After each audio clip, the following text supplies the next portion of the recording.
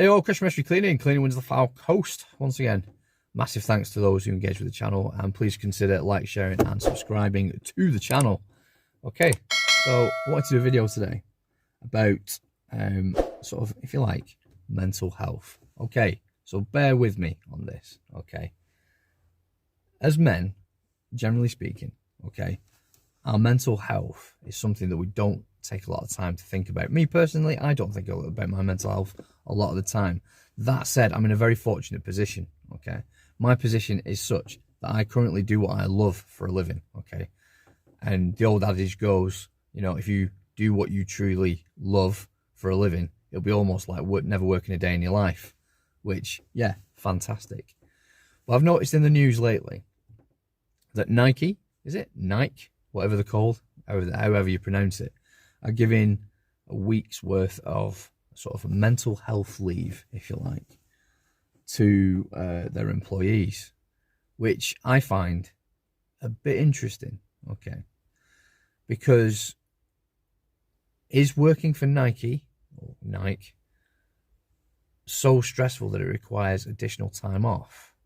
Which, if it is, then fair enough. If it is massively stressful, then, you know, your employees could benefit from having that time off, then fantastic. But surely the best way to go would be to create, rather than give them time off to sort of, if you like, almost fix the problem. If you identify that there is a problem with mental health in your company, rather than giving people time off to sort of get the head straight, rejig, and then go again, surely it would make more sense to sort of build a company ethos and environment where mental health is sort of part of the working environment. Okay, call me a cynic, call me being very cynical, but I think companies that currently are doing this almost to be the whole PR, for a bit of PR, rather than actually giving a toss about the workers' sort of mental health. If they truly gave a sugar frosted about, you know, people's mental health, they would create a better working environment for their employees, you know. But hey, that's just my thoughts on it. Mental health for self-employed people, it can be interesting. I've found a statistic that being self-employed people are more likely to sort of suffer from sort of depression, more likely to suffer from depression, more likely to commit suicide, more likely to have money worries, at least in the early days, etc. Money worries is something I know a fair bit about, to be fair. You know, mental health, not so much. You know, I mean, you know, I wouldn't say I'm an expert on mental health, to be honest with you. I don't put too much stock into my mental health, but again, I do work doing what I love, so I'm not really in a position to talk, if you like, about too much, if you like, about the sort of mental health side of it. But I think from a mental health perspective for self-employed people, I think that's a bit different. You know, being the, you know, responsible for sort of bringing money in, etc. You know, it can be a very, very lonely place, to be honest with you, especially if you've come from a background where you've always sort of worked for a living, and then you've been part of, if you like, a team to work around, or, you know, you've been part of a structure which has things in place for contingencies and stuff like that. Then all of a sudden you find yourself, bang, Johnny on the spot. You know, it's all on you. it all falls on your shoulders, etc. And being skint is you know, in the early days is part of it, you know, sadly. As men, we are sort of, if you like, the we still have that inner caveman in us, which is to say that, you know, it's our job to ultimately sort of provide, you know, leave the cave, if you like, you know, something, you know, leave the cave, you know, find something to provide for the family, club it and bring it home, kind of thing. So it's, as a man, it can be very sort of emasculating if, for whatever reason, you find yourself in a position where you cannot provide for your family, you cannot provide for your wife, etc. You're, you know, like, for example, your wife going shopping, what have you, having a trolley full of food in the, you know, a trolley full of food in the supermarket, going to pay for that food and then ultimately having your card declined. It is, it's embarrassing for the wife. It was embarrassing for my wife, certainly, at the time. And it was equally embarrassing for me, to be honest with you, as a bloke, as a man, if you like.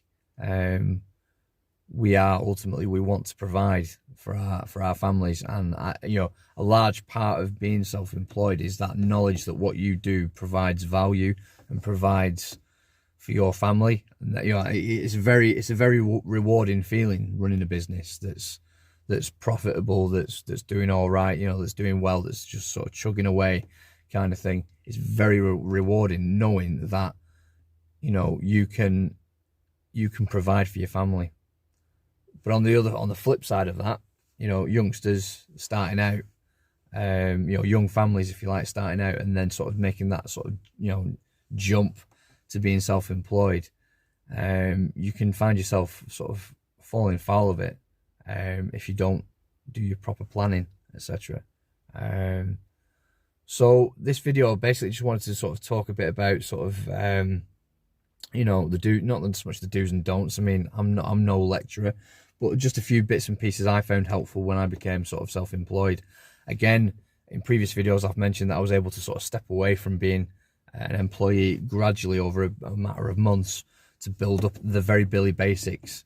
I could replace my income within 3 months doing what I do, which is window cleaning. And I was able to do that without too much disruption to the income that came into the house. We did take a slight drop at the very beginning, but then as the customers started rolling in, etc., and all that sort of stuff, it did take off, and we were very blessed in that respect. We were very fortunate that we had customers, if you like, to sort of take up the slack of that sort of income, if you like. But some youngsters, there's one particular conversation I had with a youngster who's starting out. He's you know, he's 19. He's got a young family, etc. But doesn't have the flexibility currently to sort of you know, gradually reduce his you know, the hours that he's doing in his day job, and then increase his sort of side business, if you like, in the early days. What I was, you know, I mean, we had a good heart to heart. Me and this young lad, we'll call him David.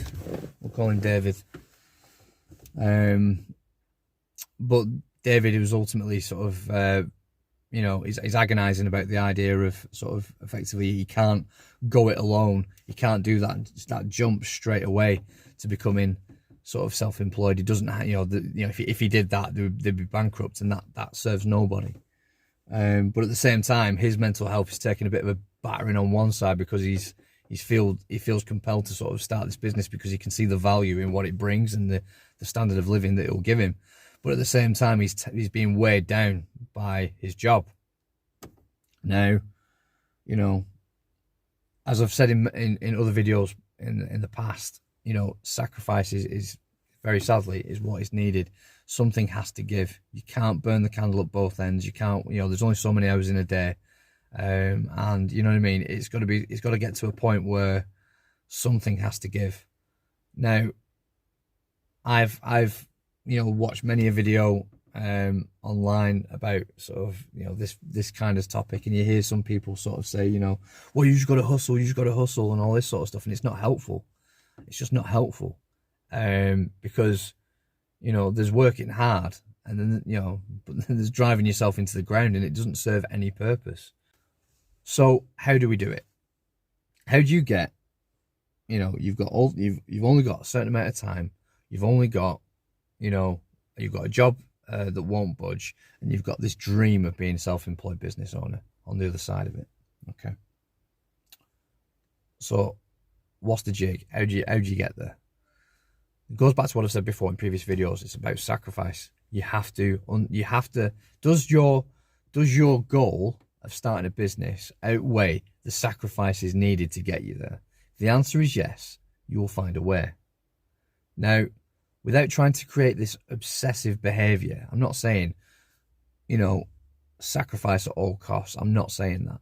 What I am saying is are there things that you can do to sort of take the pressure off yourself? Okay.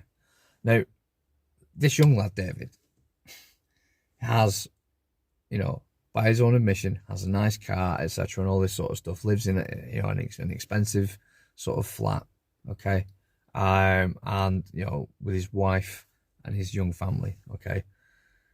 Now, you have to look at what sacrifices you can make without being too reckless. First and foremost, okay, your responsibility is to your family. You would not want to, you know, make any sacrifices that adversely affect your family, okay. So the question is, can you change your job? Can you, you know, move to a cheaper accommodation, okay? Could you drive a car that doesn't cost you a stupid amount of money every single month? Okay, these questions. Now, if you can answer these questions, okay, and hand on heart say, well, I can't move, I can't, or I don't want to move, or I don't want to change job, etc., and all this sort of stuff, and I like that car. Well, that's cool, that's brilliant, that's fine. But then you have to accept that that is the way your life will be. If you don't make those sacrifices needed, sometimes it's more valuable to you to take 2 steps back, to take 3 going forward. Okay. The amount of people I see spending lots and lots of money, etc., on flash car, flash house, and all this sort of stuff, and they have very little in the way of sort of freedom, job satisfaction, etc., and they're driving themselves into the ground. Their mental health is being sort of, you know, sort of adversely affected, etc., which has a knock-on effect with their family and all that sort of good stuff. You have to take a good, long, hard look at yourself and ask some really, really tough questions. Now, if the sacrifice, you know, if the goal outweighs the sacrifice, then, you know, you'll find a way. You'll make sacrifices in the short term to gain in the long run. If the goal does not outweigh the sacrifice, then quite frankly, you know, you don't want it enough. And if you don't want it enough, then, you know, I'm not going to sit here and judge anybody. This is not a judgmental sort of thing. You know what I mean? Being self-employed is not for everybody. But for those who are prepared to make the sacrifices in the short term, for those who are prepared to sort of do their due diligence and plan, you know, and planning, okay, for those who are sort of, you know, prepared, if you like, to take a small risk or to take a measured risk to gain in the long term, then fantastic. But this is why we end up with people who start businesses, who do well, versus, you know, youngsters who are, you know, on the poverty line. Sometimes, you know, these choices affect us. Your choices will affect you one way or the other. But sometimes those, you know, if you're not prepared to make those sort of small changes, then really you're not really ready to sort of start a business. That doesn't mean to say that it's hopeless and you should give up. It just means you need to sort of reevaluate and think about, you know, where it is you want to be going and what the sort of things you want to be doing. You know, if you truly want something, you'll find a way. You'll find a way. You know, and bring your family with you along that journey. You know, it is very rewarding. I can say that with hindsight, sat here, and it's, you know, I can say that, you know, the journey has been worth it. For me, it's been worth it, but for somebody else, it might not be. And I'm not here to sort of say, you should do this, you should do that, you should do the other. I will sort of, if you like, almost, you know, document. I will do videos about my experiences, etc. But ultimately, your free will is your free will, and if you want to do something, then ultimately you have to make the choice yourself. It's not something where somebody else can wave a magic wand and do it for you. Very sadly, because if I could spread wealth and happiness, you know, by just clicking my fingers, then I'd help everybody. But the reality is, you can't help everybody. You can only do what you can do. So thanks for watching the video. Once again, please feel free to like, share and subscribe. And if you would like to sort of reach out and get in touch, I will leave a link in the description for my personal email, etc. And ask me questions.